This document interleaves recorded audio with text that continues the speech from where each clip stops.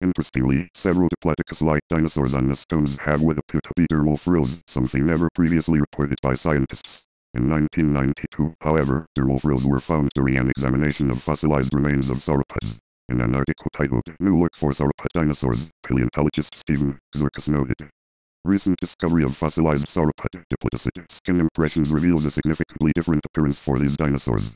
The fossilized skin demonstrates that a median row of dermal spines was present. Some are quite narrow, and others are broader and more conical. 1992, 21068.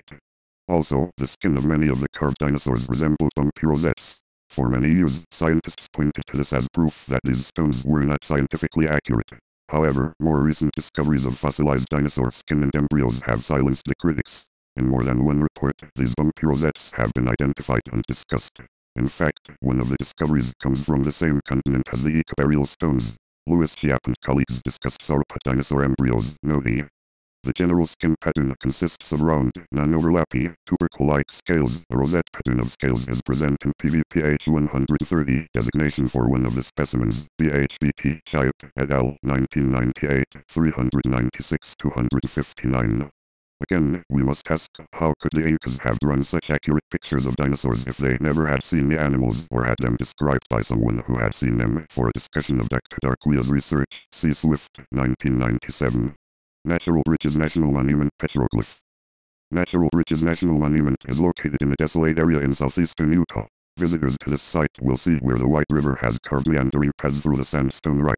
3 natural bridges have formed where these wandering streams have undercut the above rock formations: Sipapo Bridge, the second largest natural bridge in the world, Cayena Bridge, and Ochomo Bridge. It is at Cayena Bridge where an Indian petroglyph depicting a dinosaur was discovered. In fact, visitors to the site can see 3 or 4 drawings that appear to be dinosaur-like creatures. Francis Barnes, an evolutionist and widely recognized authority on rock art of the American Southwest, had this to say about this find just outside of Blandy, Utah. There is a petroglyph in Natural Bridges National Monument that bears a startling resemblance to a dinosaur, specifically a brontosaurus, with long tail and neck, small head and gull. In the San Rafael swell, there is a pictograph that looks very much like a pterosaur, a Cretaceous flying reptile. The artists who created this pterosaur and the dinosaur could of course have been trying to portray some other real or imagined creatures. But what about other animals seen on rock art panels, such as impalas, ostriches, mammoths, and others that either are long extinct in the Western Hemisphere or were never here at all? Such anomalous rock art figures can be explained away, but they still tend to cast doubt upon the admittedly flimsy relative time-age dating schemes used by archaeologists. Barnes and Pendleton, 1979, pages 201-202. If National Geographic is correct in stating that no human being has ever seen a live dinosaur, then whence came the models for these petroglyphs? The Acambro figurines. On a bright and sunny morning in July 1944, Waldemar Jolsrud, a German merchant in Acambro, Mexico, found himself riding on horseback on the lower slope of El Toro, the Bull Mountain.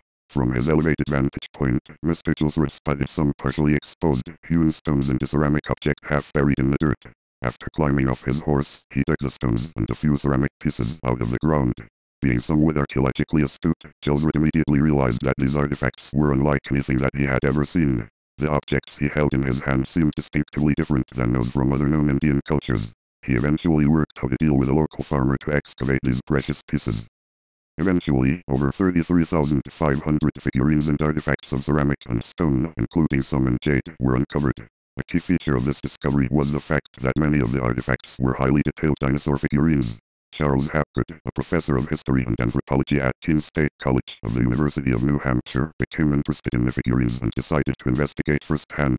Initially, Hapgood was a self-confessed but open-minded skeptic. However, after witnessing the excavations, even going so far as to dictate specific locations for the workers doing the digging, and after examining the figurines personally, he became a believer.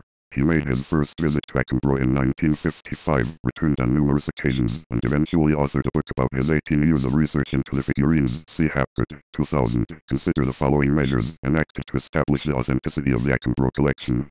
When Teledyne's Isotopes Laboratories performed dating tests on the carbon deposited during firing and ceramic samples submitted by Hapgood, dates of up to 4530 BC obtained. Arthur M. Young, the inventor of the Bell helicopter, who had sponsored Hapgood's investigation along with Earl Stanley Gardner, author of the Perry Mason Mysteries, BHBT, submitted Jolsrud artifact samples, i.e., the Acambro figurines, BHBT, to the University of Pennsylvania for dating. Radiocarbon dating performed by Dr. Froelich Rainey in the laboratories of the university indicated that this culture may have been developed between 6,400 and 3,500 years ago. Additional tests using thermoluminescence method of dating pottery were performed. They produced dates of up to 4,500 BP before present or 2,500 BC, which upset the professional archaeologists and set up within the scientific and museum world a controversy over the accuracy of thermoluminescence dating. Retesting was done, and it was announced that because of anomalous factors in the clays it was impossible to determine an accurate date. Hapgood, p. 17.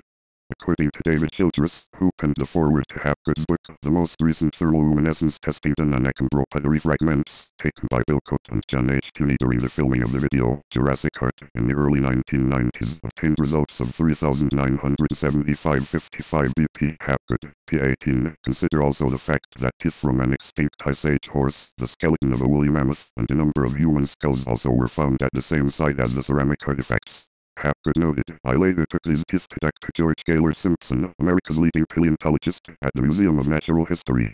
He identified them as the teeth of Equus conversitanzoin, an extinct horse of the Ice Age, p. 82. Thus, the collection had evidence of extinct animals, human skulls, and dinosaur carvings from the same culture of people. But how could this be? In 1999, Dennis Swift, who also was personally acquainted with Javier Darcaya of Peru, made a trip to view the figurines. After receiving permission from the local authorities, he began to unwrap the ceramic figures. Dr. Swift noted, there was an absolutely astonishing moment of breathless magnitude as one object was unwrapped and there before us was an iguanodon dinosaur figurine. For documentation on the iguanodon discovery to which Swift alluded, see the Dinosaur Encyclopedia, Michael Benton, 1992, New York, Simon & Schuster, p.a.d. Image courtesy of www.bible.ca. Image courtesy of www.bible.ca. Childress went on to note in an article titled In Search of Sea Monsters. Adding to the mind-boggling aspects of this controversy is the fact that the Instituto Nacional de Antropología y Historia through the late director of pre-Hispanic monuments, Dr. Eduardo Noguera, admitted the apparent scientific legality with which these objects were found, despite evidence of their own eyes. However, officials declared that because of the objects' fantastic nature, they had to have been a hoax. No date. This archaeological hoax presents insoluble problems for evolutionists.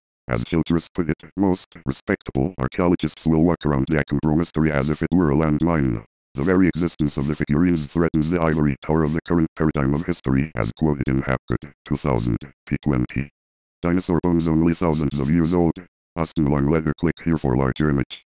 In 1990, samples of various dinosaur bones were submitted for carbon-14 dating to the University of Arizona's Department of Geosciences Laboratory of Isotope Geochemistry.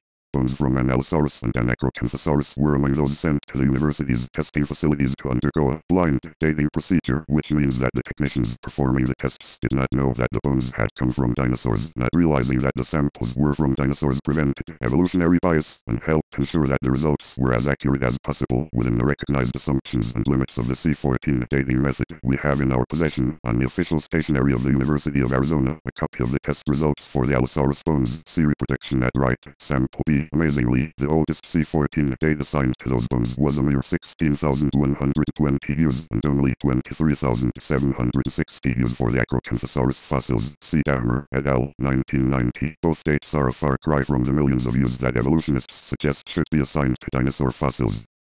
The Monster of Troy. The February 26, 2000 issue of Science News contained an article that diligently attempted to defuse a potential bomb within the evolutionary camp. He's Man, 2000. Sitting inside the Boston Museum of Fine Arts is an ancient Greek vase. This vase is covered by a series of somewhat unusual paintings, including one that is bewildering to both archaeologists and evolutionists. The vase portrays a monster that possesses the head of a dinosaur. And, to make matters worse, the images on the vase depict men and dinosaurs as coexisting. Known as the Hesiod vase, this elegant potteryware was created around 550 BC and depicts the Greek hero Heracles rescuing Hesiod from the monster of Troy.